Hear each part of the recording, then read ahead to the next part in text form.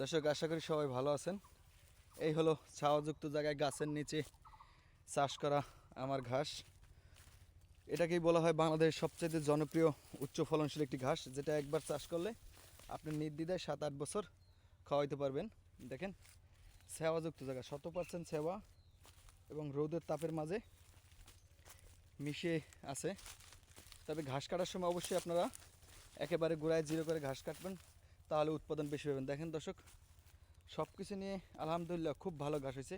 এই দেখেন 100% সেওয়া গাছের নিচে বাগানে আপনারা চাইলে এই ধরনের ঘাসগুলো চাষ করবেন। একবার চাষ করলে অন্তত 7-8 বছর খুব ভালোভাবে নির্দ্বিধায় কাইটে খাওয়াইতে পারবেন। দেখেন দর্শক, উপরে ছাওয়া, গাছের নিচে এই পুরো জমিটাই। ওই সাইডটা কাটছি, কাটার পরে সার দিই, পানি দিই। এই পোলাটা পুরো কাটা শেষ হলে সার পানি দিয়ে দেবো, তাহলে আবার ইনশাল্লাহ খুব ভালো ঘাস আসবে। তবে আপনারা চাইলে এই ধরনের ঘাসের কাটিংগুলো আমার কাছ থেকে সংগ্রহ করতে পারবেন, কুরিয়ার সার্ভিসের মাধ্যমে ডেলিভারি দেবো।